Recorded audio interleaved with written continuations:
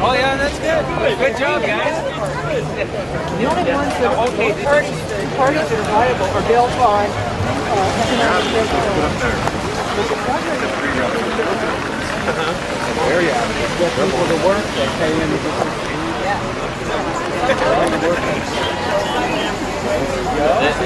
Then when Ray Ray started up again, Katie goes, Chris, go over there and tell Ray Ray, that's all. You're for Smith? Huh? You're for Smith? I don't know, I guess. Yeah, I mean, the lady seems to be super sales. Yeah.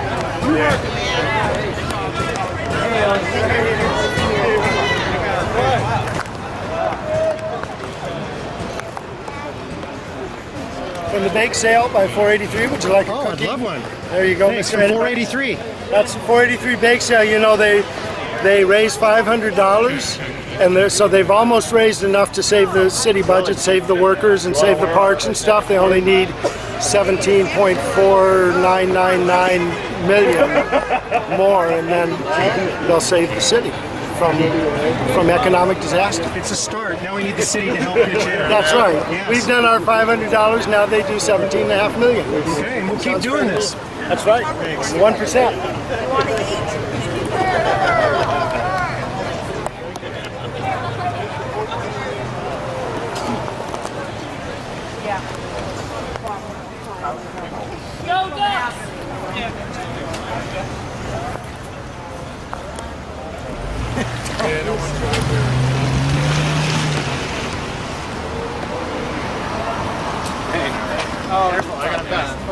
You know all too well, then. Right? Oh.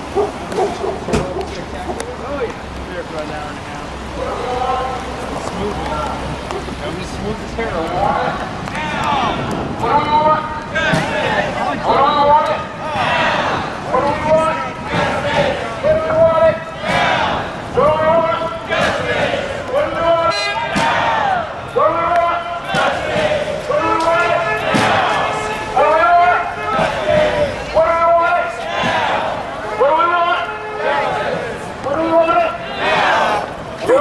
Save the mail, dump the GOP, huh? Well, the Republicans are really after the post office. Post office is one of the biggest unions in the United States. That's why they're after their butts. So I thought I'd do two in one shot. We have to save the post office because a lot of elderly people like myself depend on the mail. I get all my prescriptions through the mail. So it would directly affect me if I was living in an unpopulated area that has one post office. So the post office general should rethink it and fire all the goddamn representatives or the politicians. Just fire them all and start over again. And start working with the people at the bottom who need these services. Yeah, just fire them all. Just tell them don't come to work anymore. keep our jobs. Well, We'll pay you unemployment, but don't come to work anymore. it would improve things. Yeah. Jeez. Congress should stop this. This is nuts. Yeah. So I'll try him here. Okay, well, thanks for being out. Okay. Okay, man. Individualsforjustice.com. This guy on the street. Yeah, it's. Well, they set up a thing with companies a number of years back. They say come back! We say fight back. They say come back! We say fight back. No justice! No peace. No justice! No peace. No justice! No peace. No jobs! No peace! No jobs! No closures. No cuts. No closures. No cuts. No closures. No cuts. No closures. No cuts. No closures. No cuts. No closures. No cuts. No closures. No cuts. No closures. No cuts.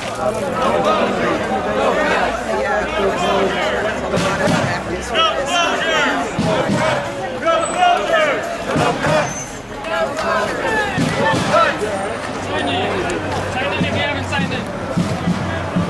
They say cut back! We say fight back. They say cut back! We say fight back. They say cut back! We say fight back! They say cut back! We say fight back! We say fight back. Sheep when I first got here. We say fight closures. No cuts! We say fight back. We say fight back. We say fight back. We say fight back. Okay, I'm right here. 5K, no way. 5K, no way. 5K, no way. 5K, no way. 5K, no way. 5K, no way. 5K, no way. 5K, no way. 5K, no way. 5K, no way. 5K, no way. 5K, no way. 5K, no way. 5K, no way. No way. So 685. No way. Fight back. We say fight back. We say fight back. 5K, no way. 5K, no way. 5K, no way. 5K, no way. 5K, no way. 5K, no way. 5K, no way. 5K, no way. 5K, no way. 5K, no way. 5K, no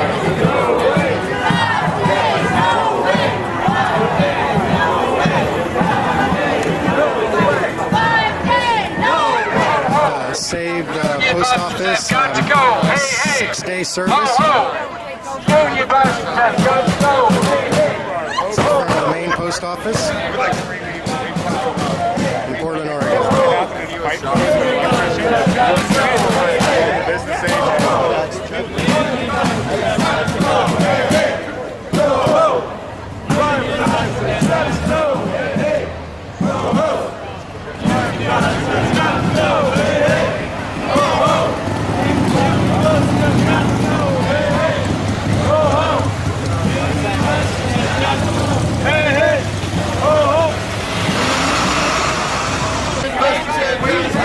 back! We say fight back!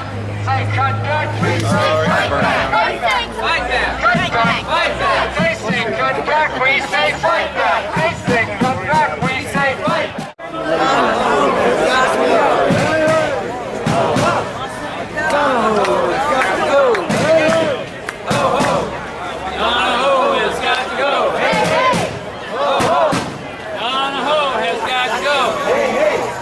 We don't need a bailout. We just want to get the bailout. We don't need a bailout. We just want to get the bailout. We don't need a tax just want to get the mail out. We don't need a taxpayer bailout. We just want to get the mail out. We don't need a taxpayer bailout. We just want to get the mail out. We don't need a taxpayer bailout. We just want to get the mail out.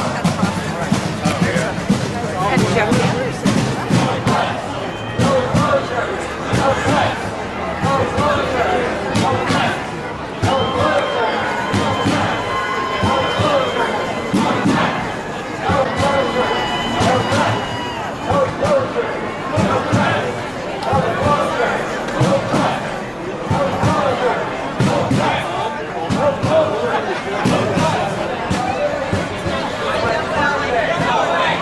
cut. Not one dime of taxpayer dollar is needed to save America's Postal Service. Not one dime. Why? Because since 1971, we've been a different part of the government not needing tax dollars. Since 1982, we have not needed one dime for operations. 1982, no tax dollars for operations. But in the 1980s, the Reagan administration drained off billions. Then in 2006, the Bush administration put in a congressional bill that required the Postal Service to pay 75 years of future retirees' health benefits in a 10-year period. $5.5 billion. We were set up for failure just before the recession hit because $5.5 billion, what company can operate with that kind of a drain? Well, guess what? It went into the budget of the U.S. government, and that's where it's at. We're saying we can fix the Postal Service without tax dollars, but we need that money that we've overpaid into our retirement systems and into future retiree health benefits. That's the Postal Service money. It's not the tax dollars. It's those people who pay by sending their bills by the mail, by sending their grandchildren their birthday cards. You know, the Postal Service is the last mile of delivery for FedEx and UPS because they don't go out to the rural areas. They have the Postal Service deliver it. But guess what? They're going to close all these rural post offices. Why? Because they're trying to kill the Postal Service. We have a lot of good speakers here today to talk about what the issues are. Again, I'm very grateful for all of you to be here. As I said today to the firefighters, the Postmaster General has wrecked the Postal Service and we're needing everyone's help. And the firefighters have responded. Thank you for being here. Thank you to Jobs and Justice. Thank you to all the unions here. We're together. And at this time, I'd like to introduce Kevin Card, the president of the State Association of Letter Carriers. Kevin Card. How you doing? Beautiful day to be a letter carrier, huh? I've been a letter carrier for 27 years. I have, you guys are my customers, and I thank you. I've worked for you for 27 years, and I'm very proud to be an employee of the American public. You know, the post office is in a manufactured crisis, like Jim said right now. A lot of the stuff you're hearing on the news about how we're going out of business, how we're losing billions of dollars, has a lot to do with what Congress has done to us, not for us. Today, a very important bill made it to the Senate floor, Senate Bill 1789, which, as it sits right now, is going to get rid of door-to-door delivery. It's going to make every postal patron walk down to a corner to an aluminum box and pull their mail out of it. Okay? It is going to destroy over 100,000 good family wage jobs in the Postal Service and thousands more across this country. We are part of a $1.3 trillion business that keeps America connected, which we've been doing for over 237 years. So we're asking for your support today. If anybody got one of these flyers, there's a toll-free number which will connect you with both Senator Wyden and Merkley's office, so you can let them know that this is a bad bill, that we do not want this passed, that we want to preserve the public postal service, and that you deserve it. You know, we're not a red post office, and we're not a blue post office. We are a red, white, and blue post office, ladies and gentlemen. All right? This post office doesn't belong to the Postmaster General. It doesn't belong to any of the people in this building. It belongs to you, the American people. And it's up to all of you to rise up right now, Portland Rising, just like we like to do, and make that phone call. Let them know that the American people deserve a first-class postal service. That it doesn't belong to anybody but us. And it's our turn now to let them know that we can fix this thing. But it's very urgent because the Postal Service came out with a 5-year plan. They call it the path to profitability. It's more like the path to privatization. It's going to destroy local post offices. It's going to close down thousands of small post offices around the country. It is going to totally decimate a lot of the sorting facilities. It's going to make it impossible for the people in Eugene and Springfield and Bend and even here in Portland to drop a letter in the mailbox and have it delivered across the street the next day. And that is wrong, brothers and sisters. This is your postal service. It's time for you people, for all of us to rise up and let them know that America deserves a first-class postal service, and we're going to take it back. Thank you very much.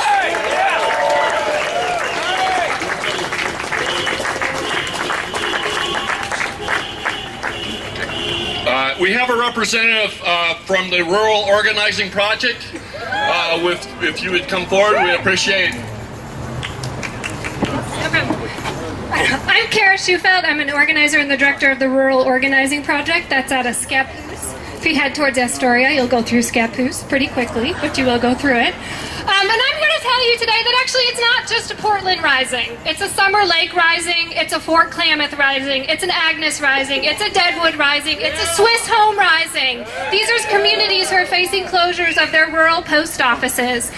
In November, ROP got a call from folks in Deadwood and Swiss Home that said, we've done everything. We've done petition signatures. We've been on the phone with Merkley. We've been communicating with our county commissioners. We've been organizing. We've gone to every single door in our town to talk to folks. We've gathered at the post office and developed next steps. And actually, we decided to call ROP because we decided it's time to occupy. It's time to show that we occupy our post offices, that rural and small town Oregonians, that Oregonians all over the state, people all over this country use their post offices, and they need this service. So in less than a month, we organized Occupy Our Post Offices. These are in towns that have 200 people, 400 people. You know, you wouldn't expect it to be the heart of the Occupy movement or the heart of the resistance movement to the shutting down of the U.S. Postal Service. 23 communities in rural and small town Oregon occupied their post offices on December 19th.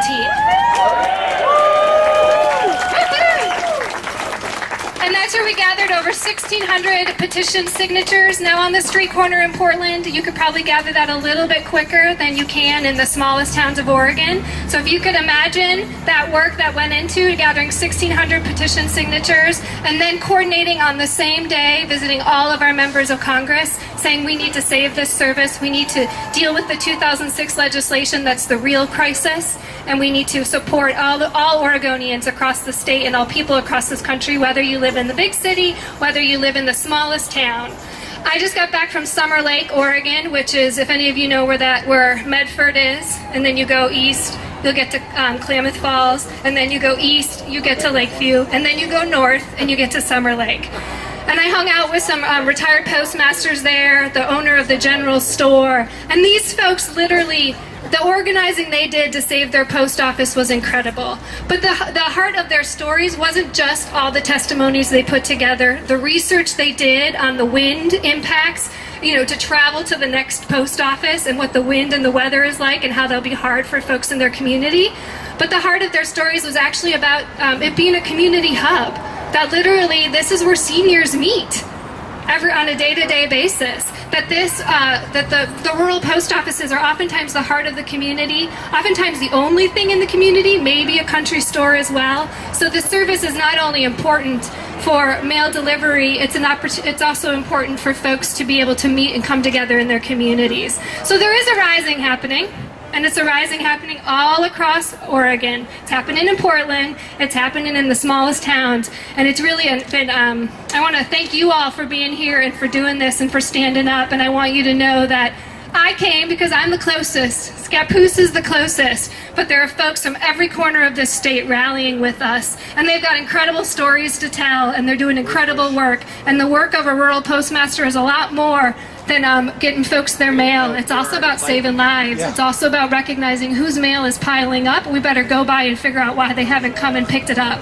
I've heard stories about people coming in with snake bikes, and it's the postmaster who calls and gets a helicopter lift out. Or someone calls delirious. The postmaster shuts the post office, goes to their house, finds out they've fallen and they're bleeding, and they put them in the car and drive them 2 hours to the closest hospital. So this is an institution that our communities need. And so the Oregon Rising, congratulations, way to go, and rural and small town Oregon is standing in solidarity.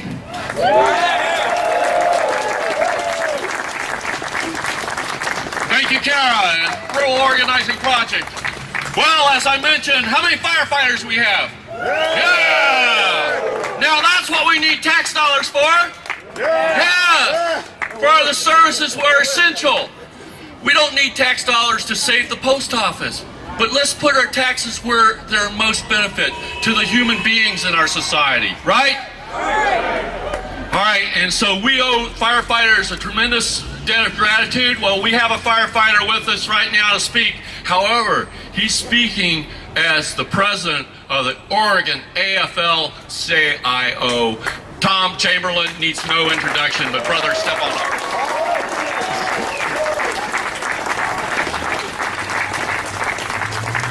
Good afternoon, my sisters and brothers. You know, I've been standing in that line watching folks drop off their taxes, and I gotta tell you, I don't see a lot of Bentleys, and I don't see a lot of Porsches, and I don't see a lot of Cadillacs. What I would see is a lot of 99%ers paying their fair share to keep this damn country running. My brothers and sisters, you know, what we have going on in this country in this drive to privatization, this drive for competitiveness is really a concerted effort to turn the public good into a private commodity. They've done it to education. Only if you're rich enough, you're going to take your kids out of school. They're doing it in the Postal Service. They're underfunding our fire service. You can't name a service in this country that isn't underfunded. We are no longer a country that takes care of one another. God forbid you're sick. God forbid you lose your job. God forbid that your kid has an ailment and you don't have health care. You know, one thing we do in the fire service is we have a saying. We don't back down. We don't run from a fight. It's time for America to stand up and say no to cuts in the Postal Service. Right. It's time for Americans to stand up and say we're not going to back down, and the 1% is going to pay their damn share, and we're going to pass tax reform in this country. It's time that we don't run from bad trade agreements and we take them head on, because we know we need those jobs to fund this economy. Bring them back. You know, we built this damn city. We built this damn country. And I got to ask you, whose post office is that? Our post office. Whose streets are these? Our streets. Whose buildings are these? Our buildings. Whose nation is this? Our nation. Don't let them take it from you. Stand up and keep coming back. Thank you, my sisters and brothers. Thank you, Brother Chamberlain. Yes. We're rising up. Say no to Senate Bill 1789. No to 1789. Now, Senators Wyden and Merkley are opposed to it, but they need to be reminded that they can't vote for it in any version. 1789 is rotten to the core.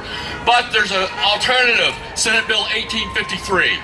So what we want right now is to keep on the speakers, because there's so many people who can share why it's important to save our Postal Service. Right now, I'm very fortunate to introduce Linda DeLucia. She's with the Oregon Alliance for Retired Americans. Linda, thank you so much for being here. Thank you. those of you who don't know who the Alliance for Retired Americans is, I would just like to say that we are part of a national alliance that represents retired union members across the spectrum of all unions, both public sector and private sector unions.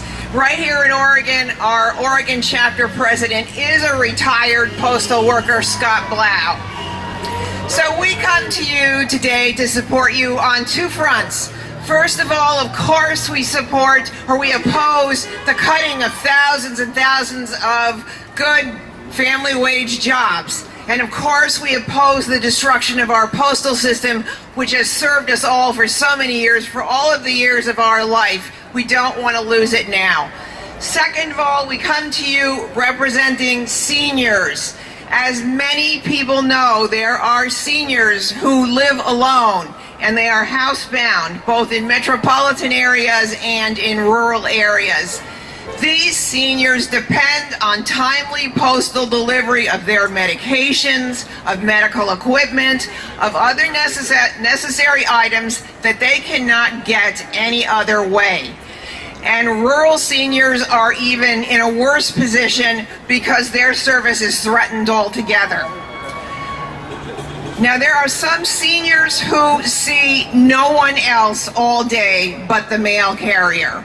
And we know that there are mail carriers who take care of seniors. They watch over them to make sure that they are okay. So if these cuts go through, if they are passed, seniors may very well be the #1 community that is negatively impacted by them after the postal workers. So I don't want to take up a lot of your time today. I'm just here to say that we support you, we oppose these cuts, and we are willing to do whatever is necessary to help you. Thank you very much.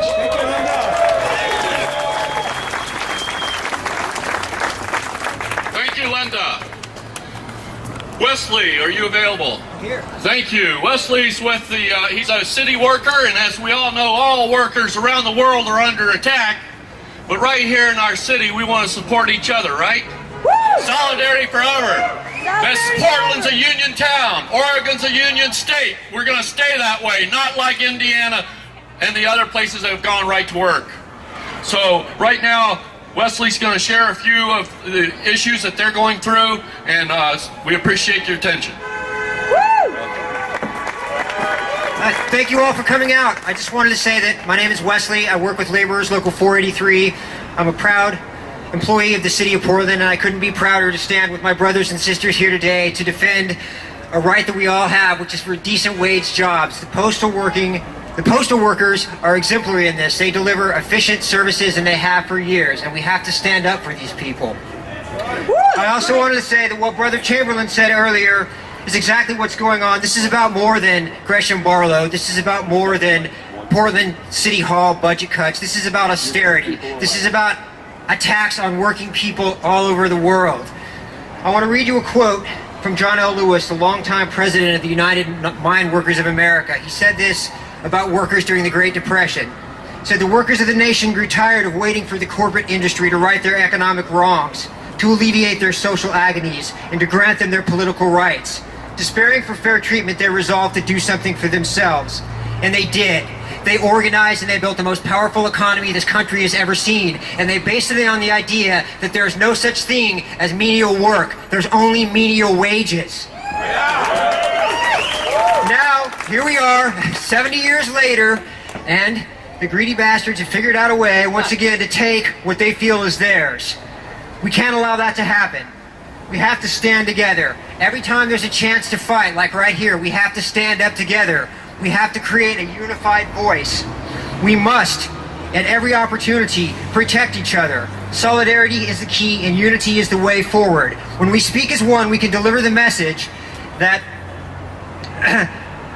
living wage jobs, affordable housing and transportation, retirement with dignity, universal health care for all, these are not the privilege of the elite. These are the given rights of all working people. These are our birthrights. When we stand up as one, we will deliver that message. Can I get, we are one. We are one. We are one. Solidarity. Thank you. We're with you in solidarity as well, brother. Thank you. Jack Depew is here with Occupy Portland, Elder Council. Let's give him a hand. Thank you, Occupy.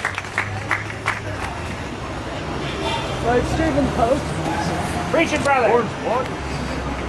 My name is Jack, and I'm here today representing the Occupy Elder Caucus. As our mission statement says, quote, to mobilize ourselves and other elders to participate in, support, encourage, and enrich Occupy Portland through nonviolent action. As Daniel Ellsberg and Helen Caldecott have said recently, I had almost given up hope. We stand in solidarity with Occupy Wall Street and occupiers around the world, with Jobs with Justice, Laborers Local 483, Amalgamated Transit Union 757 and Opal, National Association of Letter Carriers Branch 82, workers and unions around the world, and all of those who participated in today's actions, including the live stream teams who do such great work in providing us with a living alternative to the mainstream media. If you really want to see what's happening, go to the media tab at occupyportland.org. We are the 99%. I guess I don't need to remind and inform you from what you've heard, but the U.S. Postal Service is not broke. They've been hamstrung by Congress, who, according to the U.S. Constitution, Article 1, Section 8, quote,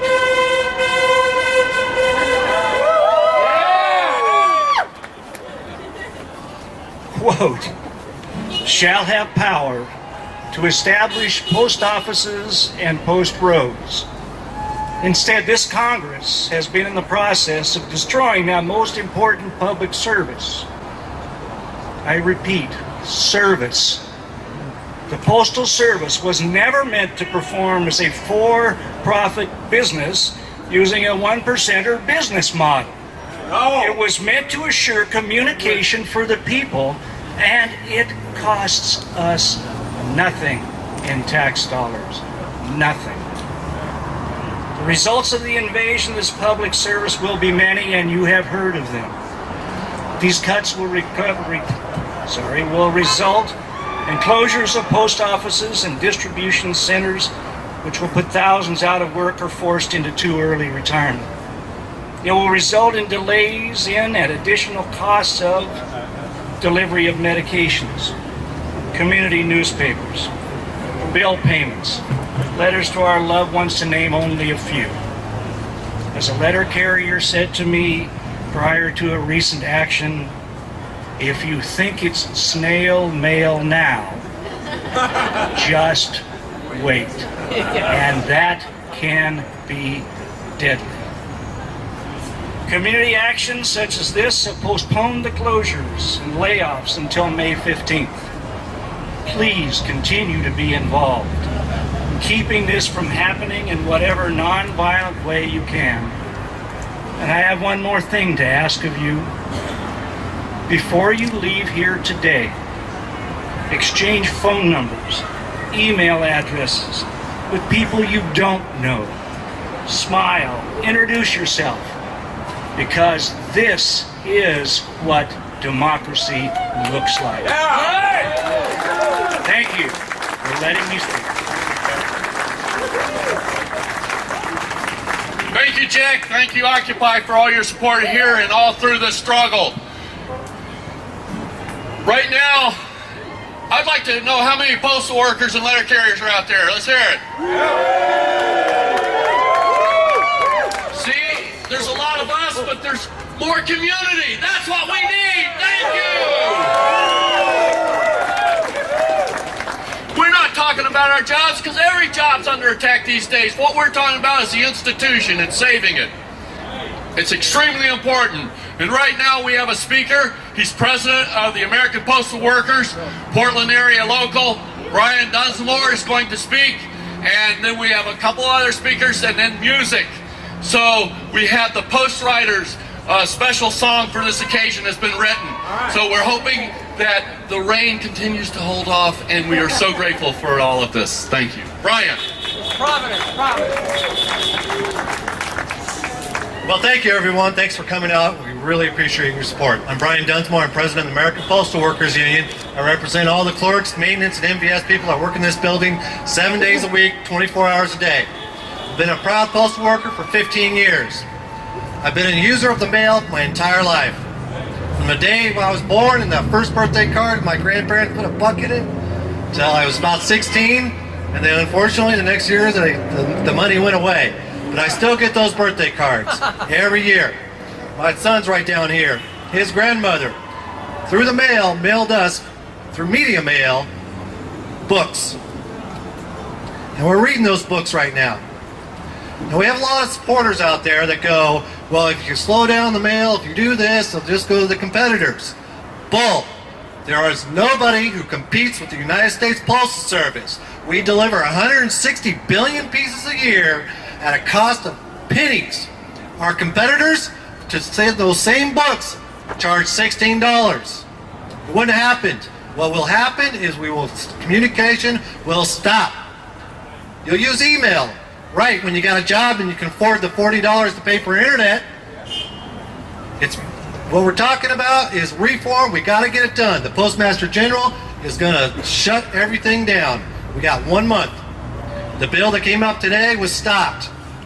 I don't call them by Democrats, but it wasn't stopped in a good way. It was stopped by Rand Paul. I don't call them Democrats and I don't call them Republicans. There's a bunch of guys out there I call corporats.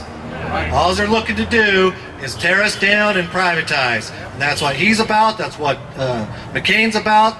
And over in the House, that's what Issa and Ross are about. It's just tearing us apart and giving it to their buddies.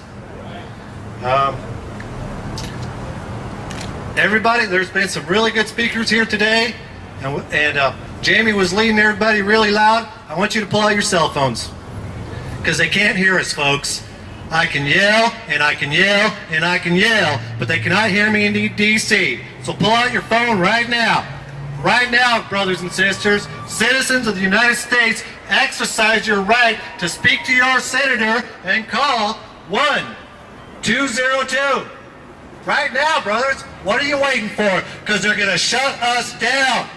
1-202-224-3121. I'm doing it too. 1-202-224-3121. And I don't care who you talk to. Merkley, Wyden, Reed. Wrong number. Oh my God. 202. It's a tape. No, it's a tape. It's a tape. Is that all circuits are busy? All circuits are busy. Keep down. Read down until you get through. That's U.S. On your flyers. That's all right. I got told that the lines are busy, but I got the cabinets. Standing out here in the rain ain't gonna do it. You gotta get through. Make the effort and keep doing it. All right. What? Closing comments, because I got Mark. Yeah. Oh, he's trying to kick me off. Hey, thanks everybody. Keep up the good work.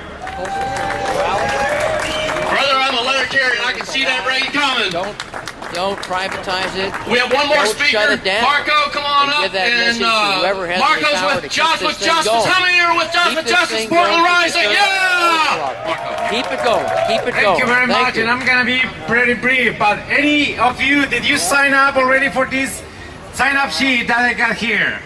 If you didn't, you have to do it. Because today, we're going to continue doing what Jobs with Justice is doing always for us, the working class and the communities here in Portland. It is promoting worker solidarity and community solidarity. So if we sign up, we will be able to call you and to invite you to the other events. And I just wanted to mention, I totally appreciate what was said before. And just to remind me that today reminds us that we live in a very funny country.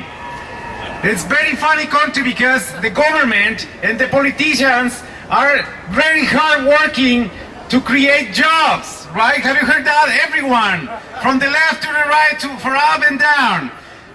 But what are they trying to do with this bill and other bills? They want to cut jobs, good jobs, and create actually low-wage jobs. So the private sector is the one that's going to be owning those. We're not going to be able to organize, and we're not going to be able to have any security to be able to defend ourselves. So we better keep the fight and continue working. And we're here, as the brothers and sisters said already, Portland Rising is going to continue.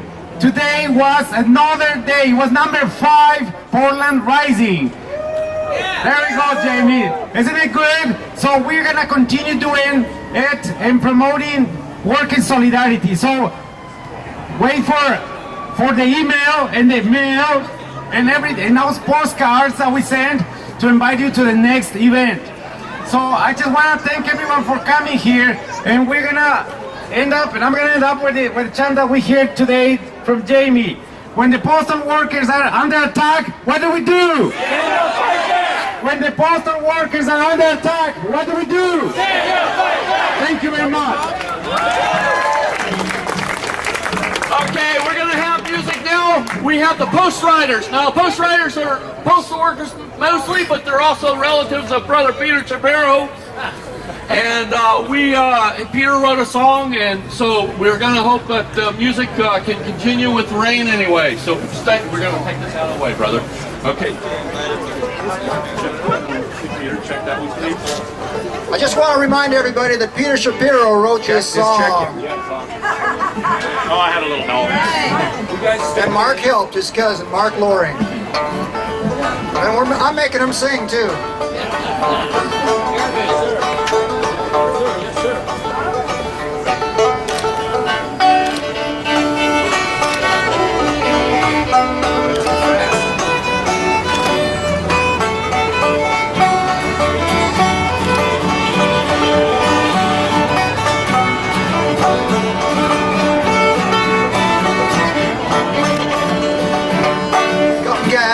Meet people and listen to my tale. 6 days a week I walk these streets delivering the people's mail.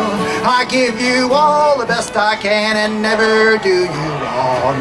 I earn an honest living and keep my union strong. My route is nothing extra, so that I will not tell. And here's to all you sorters, I'm sure I wish you well. We found this mighty nation up with pride and skill and pluck, but they say it ain't worth nothing if it don't make a buck. Our health plan's overfunded, so all the smart guys say, let's give the dough to Wall Street to gamble it away. But the PO ain't no slush fund, we dare not let it fail. Let's use that extra money to move the people's mail.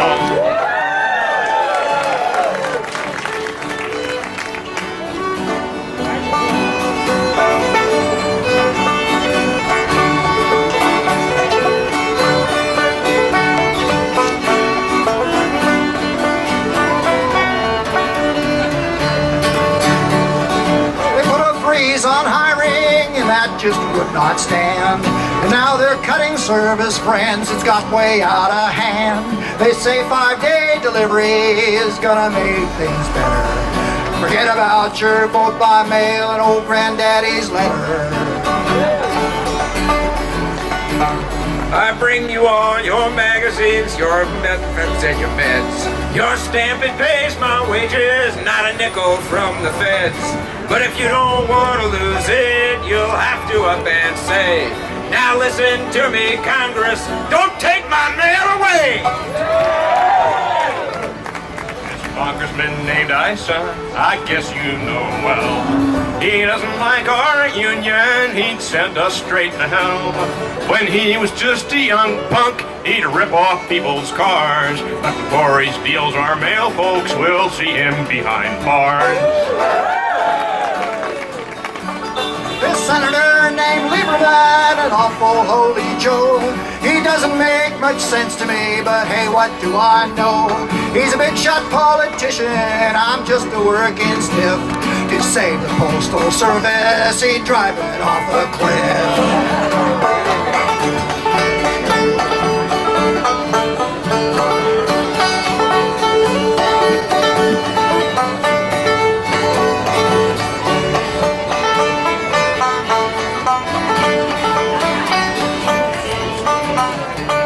So here's to Bernie Sanders, an honest man and true.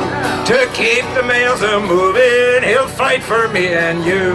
But he can't do it by himself, he needs you at his side. The mails belong to everyone, we can't afford to hide. And here's to all the country folk who need their old P.O. And all of those in far-off climes where FedEx will not go. No matter where you make your home, no matter what you earn, you have a right to timely service, and it's time that Congress learn.